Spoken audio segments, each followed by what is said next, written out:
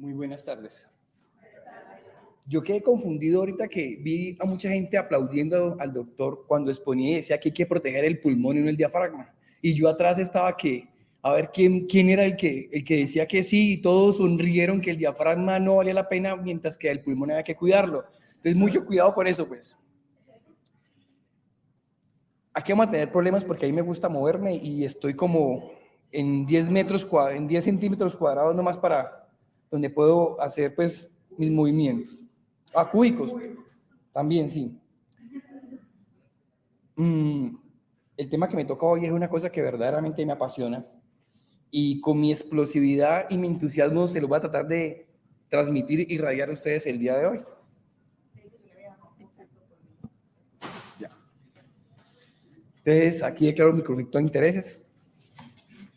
Muchas veces, cuando un paciente entra a la unidad de cuidados intensivos, este es el panorama que ven los familiares, un día oscuro, negro, y más cuando no entra por algo que es de transición rápida, sino que el paciente está completamente descompensado y requiere muchas intervenciones.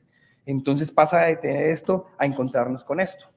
Un paciente que tiene una cantidad de soporte ventilatorio, una cantidad de bombas de infusión con inotrópicos, sedación profunda, está requiriendo diálisis o puede tener un sistema de oxígeno extracorpóreo. Entonces, cuando esto ve, la situación ya es completamente diferente. Igualmente, pues, cuando tocan con niños, pero obviemos eso. Entonces, fuera de las situaciones adversas que en sí la patología trae, que nos llevó a la unidad de cuidados intensivos por ABC motivo, por una intervención, porque hice falla, porque estoy en proceso de trasplante, ya sea de corazón o de pulmón, tengo que asociar a todas las cosas que me van a pasar allá. Y una de las principales, o la que yo veo desde mi punto de vista, que irradia, que puede manejar un montón de personas, es el desacondicionamiento físico o la debilidad adquirida en la unidad de cuidados intensivos. Este síndrome se da, pues, sin ninguna otra causa que sea identificable. Hay una disminución gradual de la fuerza, ¿cierto? Y tiene un comienzo que es agudo, difuso, simétrico, generalizado. Puede estar caracterizado por hiper o arreflexia. Que en el 11% de los pacientes que egresan a la UCI, ¿cierto? Lo podemos encontrar. Y que ahí se ingresados, pero es que, pues, como no contamos los muertos, pues por eso. Y que después de 3 o 4 días de ventilación mecánica, casi el 35 a 50% de los pacientes lo van a encontrar. Entonces, pues, es muy importante. ¿Qué fisiopatología tiene? Desde 1915 ya Odler hablaba que los pacientes que hospitalizaban en las salas disminuían su fuerza. Olsen en el 56, con pacientes con ventilación mecánica, decía que perdían la fuerza muscular. Y ya en el 1977 ya hay unas primeras descripciones de casos que empiezan a hacerle biopsias a esos pacientes a ver qué encontraban. Entonces hay dos formas de hacer el diagnóstico. Que le hagan electrofisiológicamente, donde vemos un daño axonal simétrico. Entonces ahí hablamos de polineuropatía. O si hacemos una biopsia y encontramos ya el daño de las miofrillas, hablamos de miopatía. Pero en sí, asociado a esto, más el desuso, es lo que produce o ocasiona el incremento, pues, la atrofia del paciente. Hay unos factores de riesgo. El más importante, pues, yo diría que es la suma de todos, y cada una de ellas, la edad avanzada, aunque los pacientes jóvenes que están sedados, relajados profundamente, vemos que ellos también pierden rápidamente la masa muscular. La sedación, entre más profunda sea ella, entre más RAS de -5 tengamos los pacientes, nos van a aumentar. Las hiperglicemias, las infecciones, las fallas multiorgánicas, los medicamentos, algunos antibióticos, los relajantes musculares y la ventilación mecánica, como yo les decía ahorita, a partir del cuarto día, hasta casi el 30%, 35% de los pacientes van a hacer alteraciones de la musculatura respiratoria. Hay unos factores modificables, la sedación, por eso una de las grandes políticas es tratar de disminuir la sedación lo antes posible, el control de las glicemias, no tener inmóviles a estos pacientes y algunos medicamentos que nos pueden ocasionar tratar de disminuir disminuir esto durante la hospitalización. Entonces, hay una forma, el diagnóstico es muy subjetivo, uno mira al paciente, tiene esto y vamos a hacer esto y tales. Entonces, pero ¿cómo lo hacemos objetivo? Está la escala de Medical Research Council, el MRC, en la cual nos demuestra objetizando dos grupos musculares de miembros superiores y miembros inferiores, podemos evaluarlos, y con esta evaluación podemos colocarle un objetivo, un número, cuando tenemos un desacomodamiento físico severo del paciente. Para hacer esto, necesitamos que el paciente, primero que todo, esté alerta, que esté consciente para que nos pueda ayudar a hacer esta evaluación. Entonces, porque la primera indicación que tiene que hacer el paciente es poder abrir la boca y cerrar los ojos, mirar al interlocutor directamente, abrir la boca, sacar la lengua, decir sí o no y levantar las cejas por lo menos más de 3 segundos. Con después de que el paciente ya logre esto, ya podemos seguir evaluando, ¿cierto? La escala del MRC, en la cual les decía, hay dos grupos musculares, miembro superior y miembro inferior, en las cuales tomamos 3, en la cual tratamos abducción del brazo, flexión del antebrazo, extensión de la muñeca, flexión de la pierna, extensión de la rodilla y dorsiflexión del pie. Y le damos una puntuación de 0, que no contracción, a 5, una fuerza normal. Entonces, después de que tengamos estos puntos y lo hacemos bilateral y tengamos una puntuación, entonces decimos que todos los pacientes que tengan menor de 48 tienen un desacondicionamiento físico severo. Los de mayor pueden llegar a tener un desacondicionamiento.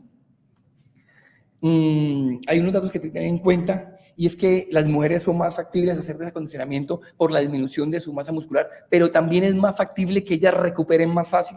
Del 25 al 50% de los pacientes después de 5º día que han requerido ventilación mecánica lo pueden hacer. Se asocia a dificultad del destete y estancia prolongada y aumento de la morbilidad.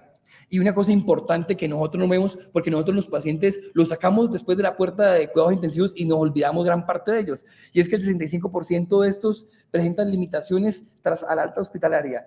Y un porcentaje pequeño pueden tener alteraciones después del año que se han caracterizado ya como lesiones crónicas. Estudios prospectivos, randomizados, en los cuales han evaluado a los pacientes en UCI y los han determinado con respecto a la terapia que se les ha hecho o sin la terapia que se les ha hecho durante la estancia, ¿qué ha pasado? Este estudio es muy bonito porque demostró que a los 5 meses del alta, el 48% de los pacientes necesitaban ayuda al menos de una actividad en su vida cotidiana. Al año del alta, aún referían debilidad muscular, pérdida de masa muscular y fatiga. Después al 50% de estos pacientes que habían tenido alguna lesión con un MRC menor de 48, al año todavía no habían podido ingresar a sus ocupaciones cotidianas o a su actividad laboral. Eso es muy importante, estoy hablando del 50%.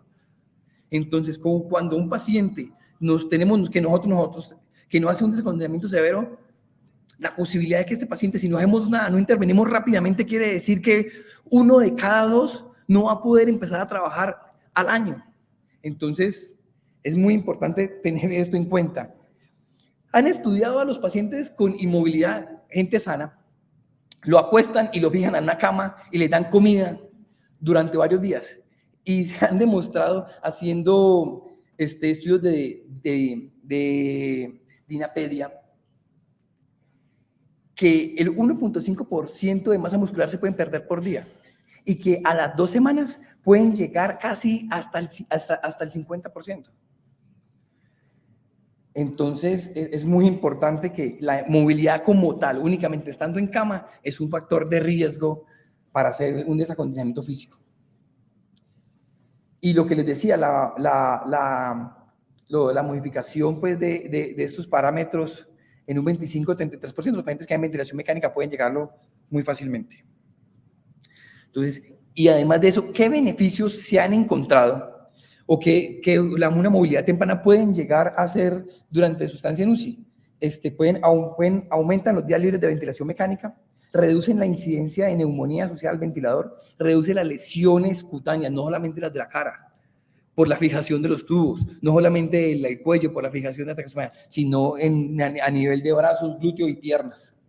Hay reducción de la estancia en la UCI, hay reducción de los días de hospitalización, hay una disminución de la duración del delirio y hay una mejoría funcional a la alta hospitalaria.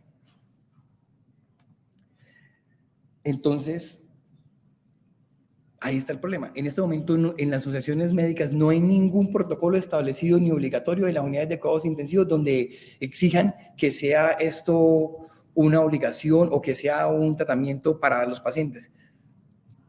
No, yo sabría decirles por qué. Hay escuelas en las cuales tienen, pues, unas normas, escuelas médicas, en las cuales, por ejemplo, la Escuela Médica de los Estados Unidos, la del deporte, tiene unos planteamientos, unos objetivos en los cuales ellos han tratado de orientar y los cuales se toman. Y han ayudado mucho a esto, pero como les digo, no tenemos, me puse a revisar y revisé, encontré todos los artículos que van a ver que les voy a mostrar ahorita, son puros ensayos randomizados, que son pequeñas muestras las cuales han tratado de juntar para mirar a ver si pueden sacar alguna valiosa información. ¿Qué estrategias tenemos nosotros? Cuando digo no solamente la parte médica, hablo de todos nosotros, enfermeras, auxiliares, terapeutas, médicos, para tratar de evitar este problema. Ahí le mencioné 7 estrategias, las cuales yo creo que nos pueden ayudar mucho. Primero que todo, el ajuste de la sedación. Ya hemos hablado mucho, hay que tratar de disminuir la sedación en los pacientes en cuidado intensivo lo antes posible, apenas se pueda. Rehabilitación física y mental temprana. Al paciente hay que decirle dónde está, qué le pasó y que todo va a ir bien. La otra cosa, hay que empezar a moverlo activamente, aunque el paciente esté inconsciente. Hay que pararse a mover los músculos, aunque el paciente no se dé cuenta, hay que hacerlo por él. Hay que llevarlos a movilidad temprana. Hay estudios con electroestimulación neuromuscular, los cuales no me gustan, pero que dicen que demuestran que pueden servir. Hay manejos con cicloergómetro en la cabecera del paciente, los cuales lo hacen y pueden mejorar. El acompañamiento familiar es vital en el desarrollo de la disminución de esta patología. La reinserción a su vida cotidiana. El paciente, aunque tenga una intubación, aunque tenga el soporte que sea, si usted puede involucrarlo nuevamente a su vida cotidiana, ya sea como padre, como hermano, como en su parte laboral, en su parte como ciudadano, es importante hacerlo. Y lo cambio de la mentalidad, y el cambio de la mentalidad por nosotros. Eso podemos hablarlo un poquitico más tarde. Encontré en la literatura, pues, que yo decía, bueno, pues le voy a echar el carretazo que verdaderamente vale la pena esta vaina. En medicina intensiva me encontré este artículo. ¿Cuándo y en dónde y por qué y si vale la pena? Y ellos tratan de ver hay una revisión importante y entonces estadizan los pacientes que tienen ventilación mecánica y los pacientes que son críticos. Primero que todo, tienen un perfil de seguridad y hijo de puta, para poder movilizar un paciente, miren lo que tienen que hacer. Primero que todo, revisar la historia, ver que no tengan ninguna parte cardiovascular, ver que la parte respiratoria esté bien, ven que no tenga ninguna otra morbilidad, ven que el sol, el astro sol haya amanecido de buen ánimo y que, pues, cuando me puse a ver esos criterios de inclusión para poder realizar eso, no, por eso es que no hay pacientes, pues, excesivamente complejos. Y en la parte derecha de ustedes, en la parte superior, ven los niveles que tienen para pacientes críticos. Entonces está el nivel 1, que es el paciente que está inconsciente, el nivel 2 con algún grado de conciencia, el tercer ya conscientes, y el nivel cuarto, que tiene un nivel adecuado de conciencia y que tiene presión movilidad. Y para ellos tienen una cantidad de ejercicios y una cantidad de cosas, de conexiones, las cuales ayudan a esto y tienen una clase de intervenciones las cuales son favorables. Y en la parte de abajo lo encontramos con los de la ventilación mecánica. Y con los de la ventilación mecánica son un poquitico más ágiles, saben el daño que produce la ventilación mecánica, entonces tratan de entusiasmarlos más. Y están desde de una entrada con el MRC, lo muestran como lo que tiene que hacer, las 5 pautas que yo les decía a ustedes que tiene que hacer el paciente antes de hacerle la prueba, se tratan de estimularlo para llevarlo rápidamente. Y igualmente aquí muestro pues rápidamente un protocolo de cómo hacen ellos, pero bueno, el tiempo premia.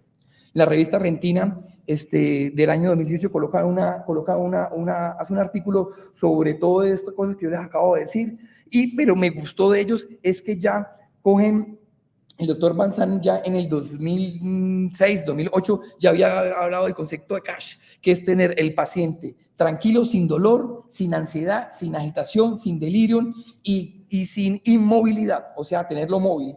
Y para él coloca algunas acciones. Primero, tener buena analgesia, tener un cómodo operativo que esté calmado, que la parte humana, que la familia esté ahí y que el paciente tenga control del dolor. Y para esto hacen muchas estrategias, las cuales, pues, según el dolor, agitación, delirium, tienen una realización que ellos tienen de un efecto, que es desde evaluar la parte del dolor, la B, que es la parte de la ventilación, la C, que es la parte de la sedación y analgesia, la D, que es evaluar y prevenir tratar el delirium, el E, la movilización precoz, y la F, la inclusión de el empoderamiento, pues la inclusión de la familia y el empoderamiento de ellos. Esto es muy importante porque esto desde el 2006 fue recauchado en el 2018 y pues y lo vienen haciendo muy bien. Como yo les decía que esto no es solamente de nosotros, entonces mire que me encontré también una revista de enfermería, enfermería intensiva, y lo muestran. Y estas niñas lo que hacen es decirnos, vea, la movilidad vamos a colocarla de 1 a 10, ¿cierto? Siendo 1 el paciente inmóvil y siendo 10 el paciente que va a caminar.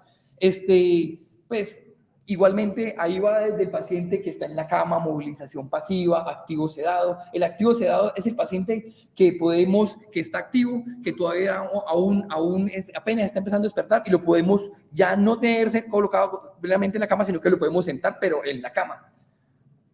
El ponerse de pie en la transferencia a la cama, que puede ser caminando o arrastrándose, el caminar junto a la cama, que ellos lo determinan pues, en 2 puntos, el que camina menos de 4 metros y el que camina más de 4 metros, este es asistido. El caminar ayudado, que es, el caminar solo ya, que es el que lo hace más de 5 metros. Entonces me pareció muy importante ellos cómo ellas empezaban a hacer esto, y me parece muy importante porque más adelante les muestro cómo ellas hacen su escala de severidad y cómo empiezan las terapias o la organización de la rehabilitación. Entonces, como les decía, ¿qué problemas tenemos nosotros para que esto siga sucediendo? Y es la rehabilitación aún está muy limitada en la UCI. Uno ve una terapeuta respiratoria y 16 camas. Uno ve una fisioterapeuta que va un ratico.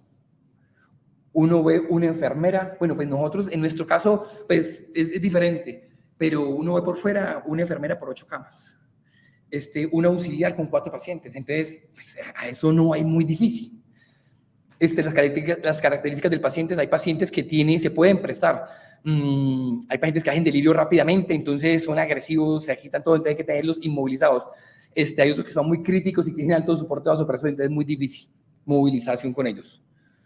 No hay protocolos de movilidad, barreras estructurales, no tenemos los equipos adecuados, las camas muchas veces no se prestan para eso. La cultura de la rehabilitación de los intensivistas. Yo me acuerdo la primera vez que yo senté un paciente, todos me decían, puta está loco, ¿cómo va a hacer eso si es el paciente esto y lo otro? Entonces, pero después de que lo vieron, que lo hicimos varias veces, es que sí se puede hacer.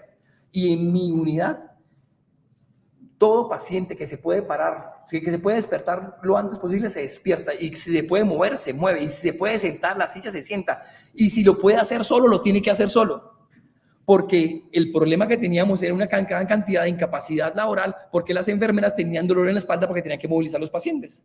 Entonces, hoy en día, el paciente, si no se puede movilizar de su cama solo, no se va a movilizar. Todo tiene que estar en la cama, y el paciente, pues por la insistencia y se va a parar y lo va a hacer solo.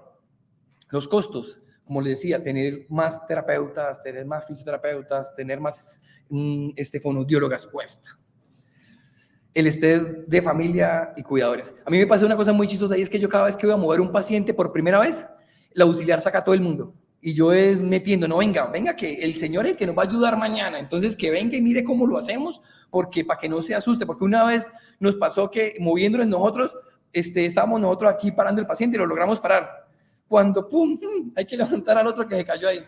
Entonces, por eso hay que interaccionarlos, que la interacción sea rápida y la inclusión eficaz. Con respecto a los eventos adversos que todo el mundo me dice, es que vos no tenés cuidado, ahí se los tengo. Los eventos menores que podemos hablar, que son con aumento de la frecuencia respiratoria, disminución de la tensión arterial, aumento de la frecuencia cardíaca, aumento del soporte vasopresor, diaforesis o sensación de que el paciente no quiere nada. Las cosas son del 0.8 al 2.6%. Y los graves, que son retiro del tubo, retiro de alguna sonda, que el paciente se inestabiliza y tenemos que hacer alguna actividad o algo así, son menores del 0.6%. Pero lo más importante que yo me quiero aquí enfrascar no es en los efectos adversos, sino el miedo que tiene el paciente, el miedo que tiene el grupo médico, el miedo que tiene el familiar. Hay que quitárselo. Y yo, con mi entusiasmo, a todo el mundo se lo quito. Pero el problema es que no es de eso. Tenemos que mirar la sensación de que pues, nos puede pasar muchas cosas, pero para que no nos pasen cosas, tenemos que tener unos protocolos o una lista de chequeo antes de hacer las cosas. Y eso es lo que nosotros tenemos que verificar antes para que no vaya a dar miedo. Y los fracasos. Se nos han muerto pacientes porque se han decadulado por ese motivo. Se nos han muerto pacientes porque se les han tapado los tubos o les han salido. Yo lo sé. Pero porque nos pasó una vez no nos quiere decir que nos va a pasar siempre. Y por eso digo, si tenemos unas listas de chequeo adecuadas y sabemos que lo que estamos haciendo, no tenemos que tener miedos ni tampoco estar expectativas al fracaso. Unos manes muy berracos quisieron mirar qué pasaba, porque entonces dijeron, bueno, listo, hay que hacerle terapia física a todo el mundo. Pero ¿qué pasa si le hacemos más terapia? Entonces tuvieron un grupo control que hicieron terapia normal y le hicieron otro que le hicieron terapia intensiva. Intensiva era el doble, ¿cierto? Incluyendo auxiliares, pues mentiras, auxiliares únicamente tenemos aquí en nuestro medio, incluyendo enfermeras, incluyendo fonoaudiólogas, incluyendo fisioterapeutas, incluyendo terapia respiratoria. Entonces les hacía más de todo. Y como ven la línea, no pasó nada. La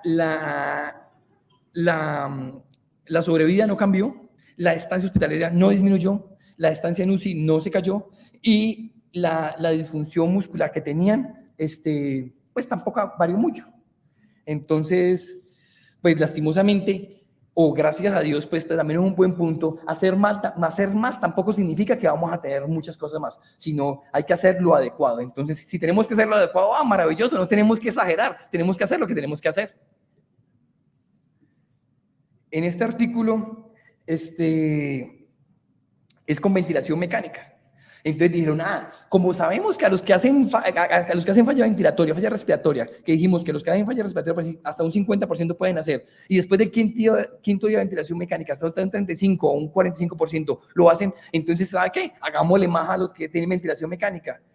Y en este estudio le hicieron más a los que tenían ventilación mecánica, a los que no tenían soporte, que estaban en la UCI, que no tenían soporte ventilatorio, sino que tenían alguna otra choque o sepsis o alguna situación por las cuales los tenían allí, empezaron a hacerle normal y a los otros le hicieron más. Porque ojo, tampoco, no se puede hacer ningún estudio en los cuales no le hagan nada a nadie, pues porque eso sí eso es inaccesible. Entonces, ven que todos las P's, con referente a que más sesiones, logrando los objetivos, logrando las cosas, se hacía más, entonces los evaluaron. Lastimosamente les da igual. Entonces, no se les pudo retirar más rápidamente la ventilación mecánica, no se controlaron objetivos, pues la morbilidad siguió siendo igual, pero importante, les quedó en la cabeza a ellos la actividad deportiva, la actividad física, y cuando estaban saliendo de la unidad o iban en su casa, eran los que más hacían ejercicio. Entonces, en el estudio no demostró nada, pero en la evaluación a 6 meses, a un año, demostraron que esos eran los que seguían yendo al gimnasio, los que seguían yendo tenían todavía los cauchos, habían comprado los cicloergómetros. Entonces, sirvió para algo, sirvió para entusiasmar que el paciente después de la unidad de cuidados intensivos pueden tener una actividad de ejercicio. Como les decía, hay muchos niveles de ejercicio. Este lo tomé del grupo argentino, en los cuales todos tratan de tener entre 4 y 5 niveles. El primer nivel siempre es el nivel de inconsciencia, pero porque el paciente esté inconsciente no quiere decir que no hay que hacer nada. Hay que hacer ejercicios isométricos. Entonces, el paciente hay que pedir, lo primero que el paciente va entrando por la unidad de cuidado intensivo, hay que pedir la evaluación por fisioterapia, porque el paciente hay que empezar a moverlo. Ya después de cuando tenemos un nivel de conciencia, ellos trabajan de 3 veces al día por capacidad de 3 horas, pero según su nivel de fortalecimiento, así se va trabajando. Entonces, primero se trabajan con cauchos en el nivel de la cama, se coloca el cicloergómetro, después se sientan, después se ayudan y por último se pasa a una silla donde ellos pueden mismo empezar a hacer su trabajo. Entonces, como estamos en la clínica cardiovascular, entonces sí tenemos que buscar pacientes cardiovasculares. Entonces, les traje ese estudio donde miran pacientes hacen terapia física con ECMO, pero estos pacientes son pacientes despiertos que son protocolo a trasplante pulmonar. Le fue súper bien. Entonces, ellos aquí nos describen los diferentes estudios en los cuales se tomaron y describen qué es lo que hicieron, y a esta clase de pacientes le fue muy bien, mejoraron su parte de fortalecimiento, tanto en la, no lo vamos a cumplir, tanto en la parte de su devolución, en la parte muscular respiratoria y en la parte muscular esquelética, le fue muy bien. En este otro estudio tratamos en australiano, ellos tratan de mostrar la duración de la radiación durante también ECMO, y entonces tratan de mirar a ver qué pasa, ¿cierto?, con la frecuencia respiratoria y la frecuencia cardíaca, si hay alguna alteración o si hay alguna inestabilidad. Mostraron que a los pacientes que le hicieron terapia física durante todo esto, se comportó su hemodinamia igual, ¿cierto? Únicamente hubo muy poca variación y no hubo ninguna alteración. Este otro estudio australiano que les gusta mucho la rehabilitación a ellos, en pacientes, ellos dan aquí una revisión y tratan de mostrar en ECMO, entonces determinan que se puede hacer, que no tiene ninguna alteración, que los eventos adversos son bajos y que mejoran a los pacientes con respecto a los que no se les hace rehabilitación, mejora su condición al final de la hospitalización. Pacientes despiertos con rehabilitación física en pacientes con diferentes dispositivos. Aquí les tengo ECMO diferentes, Impella, ECMO venoarterial, Centrimac, en los cuales tienen unas ventajas y unas desventajas estas cosas según el tipo de canulación, pero demuestran que a estos pacientes les es enfáticamente beneficioso tener rehabilitación física durante esta intervención. Quise traerles un estudio tercermundista brasilero, en los cuales igualmente ellos cogen aquí también varios estudios y los tratan de seleccionar. Pero lo que más me pareció de esta revista brasilera es que el tipo que lo dice es brillante y al final dice: nos falta mucho con respecto al mundo, tenemos que intensificar más la terapia, tenemos que mejorar las unidades de cuidados intensivos de nosotros, tenemos que entrenar a la gente para hacer las cosas. Y lo traje por eso, porque fue brasilero, pues casi a la situación nuestra, y me pareció muy importante que él hubiera sido capaz de decir: tenemos que hacer más y tenemos que seguir organizando las cosas. Este es del 2010 en niños, y se los traje únicamente para robarles 30 segundos. Ustedes miren en el 2010 a los niños, ¿qué ellos podían hacer? Durante el ECMO, antes del ECMO, durante el ECMO y después del ECMO. Y únicamente lo que hacen es, al principio, únicamente lo dejan mover las cánulas, mover el paciente en bloque, hacer nada. Hoy en día a todos esos pacientes los estamos despertando activamente, los estamos haciendo ejercicios activos y pasivos, primero pasivos y después activos durante su hospitalización. Aunque ese estudio de niño me los traje por eso. ¿Cómo hemos cambiado en menos de 10 años el pensamiento y cómo vamos a seguir cambiando? Este artículo de terapia respiratoria, de fisioterapia, con una cosa súper especial, evaluando la parte cognitiva del paciente. Entonces, el RAS lo evalúan ellos, los pacientes desde que empiezan a despertarlo, empiezan a decirle: vea, usted está aquí. Cuando empiezan ya a tener un RAS más alto, empiezan a colocarle música, empiezan a decirle: vea, hoy es día tal, pasó esto, y empiezan a hacer interacción. Y tanto en los pacientes con actividad física, y demostró que sus pacientes hicieron menos delirio que el control. Entonces, la parte cognitiva hay que seguirla trabajando. Cuando uno hace rehabilitación en un paciente, cuando uno hace, porque ya hablamos que lo que nosotros podemos hacer de forma activa es una movilización temprana. ¿Cuáles son los objetivos? Proporcionar estímulo motor y sensitivo y proprioceptivo, recuperación de la habilidad adquirida en la UCI tras el inicio de una rehabilitación temprana en el paciente crítico, y una calidad de vida relacionada con su salud.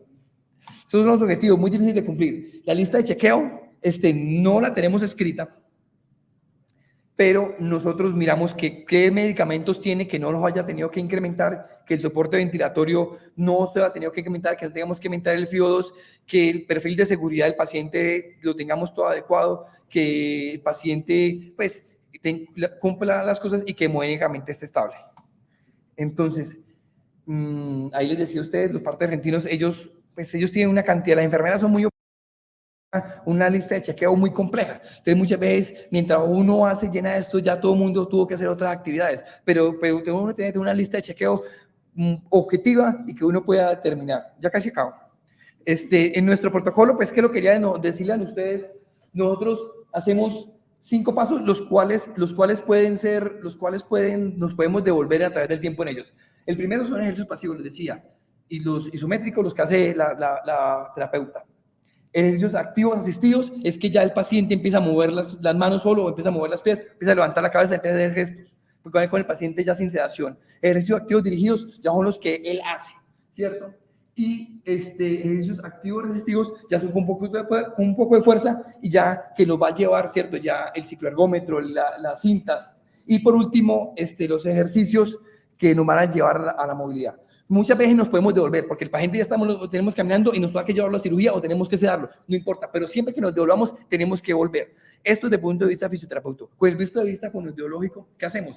Empezamos a darles a la parte miofacial, empezamos a trabajar los músculos de la cara, los músculos de la deglución. Desde la parte respiratoria, ¿qué hacemos? Desde el mismo momento en que entra el paciente con la succión, con la aspiración de sus secreciones, con la respiración. Entonces, todo esto lo vamos haciendo paulatinamente. El paciente que lo controlamos, cuando lo pasamos a espontáneo, ya estamos haciendo nuestro primer acto de rehabilitación. Entonces, todos intervenimos. La parte de la enfermera, cuando empezamos a activarlo, el parte de la parte médica, cuando lo saludamos, cuando le estrechamos la mano, cuando le decimos qué hay que hacer, todos colocamos un granito de arena en esto. Y esta es nuestra secuencia. Lo mismo de que yo les acabo de decir, nuestra meta es llegar a llevarlo a la deambulación, pero pasamos por todo esto. Y lo más importante es que vamos al fortalecimiento muscular y también al fortalecimiento cerebral, que es el grande, que es el sinónimo del cerebro. Entonces tenemos que trabajar con eso constantemente. Ya me están acosando, voy rápido. Entonces, pacientes que tenemos sedados, empezamos a tenerlos despiertos, tranquilos, empezamos a pararla. Esa fue la primera vez que la paramos a ella. Todo el mundo estaba súper nervioso y la que me tocaba con la mano, ella me decía, vamos, yo quiero. Cuando ya estaba haciendo cicloergómetro, la misma paciente, perdón, me equivoqué, interacción con la familia, caminando sola, caminando con ayuda, caminando únicamente con el caminador. Interacción familiar siempre, le traemos la mascota, ya con el proceso ya deduciendo, la parte cognitiva, ahí haciendo una sopa de letras, miren que tiene el ventilador, miren que en ese momento tenía todavía el oxigenador y la parte mental siempre estamos funcionando y ya activándose sola. Muy importante para que esto se dé, la familia juega un papel importantísimo en esto, la parte médica. Aquí únicamente salió Alejita, salí yo y la paciente, pero somos 50 personas que estamos, 150 personas que estamos detrás de cada uno de estos éxitos. Por último, nunca de fallecer. Tenemos pacientes que se nos van a demorar, que nos van a devolver, que vamos, pero siempre arrancamos y siempre con la misma intensidad y con la misma lujuria de hacerlo siempre, con el mismo acompañamiento y con la misma felicidad de cada día. Hay pacientes que nos van a poder movilizar nuevamente los cauchos que nos van a activar. Hay pacientes que únicamente nos van a aportar la mano, pero tenemos que intentarlo todos los días, de intentarlo, trabajar, lograrlo. Después de que el equipo lo pueda, le insista y el equipo lo pueda lograr, es un avance cada momentario. Y por último, quería traerle estas 10 estrategias, las cuales son vitales para la movilización temprana. Ahí se las dejo para que las lean. Es muy importante esto, no hay que desfallecer, siempre hay que ser constantes. Todos somos valiosos, porque yo simplemente soy la que veo esta parte, no, todos hacemos parte de este equipo y este equipo nos lleva al éxito. Siempre igualmente tenemos que unirnos con la familia y tenemos que unirnos con el paciente. Por último, una sonrisa que todo lo que queremos cuando estamos saliendo de la puerta de la UCI. Yo siempre le digo a mi esposa que para mí es una felicidad muy grande, pero una tristeza a la vez, porque yo me voy de la unidad y me voy y me voy, ¿cierto? Cada noche, cada vez que trabajo, me voy a la casa a descansar. En cambio, los pacientes quedan ahí acostados, esperando a ver qué vamos a hacer al otro día. Es muy importante que cuando uno se va, dejar su granito de arena y hacer la motivación para que el otro día el paciente no tenga que decir, ay, ¿quién será que me va a mover hoy? ¿Quién será que me va a ayudar hoy? No, sino tener la chispa, la actitud, la actividad de hacer las cosas bien todos los días. Mil gracias.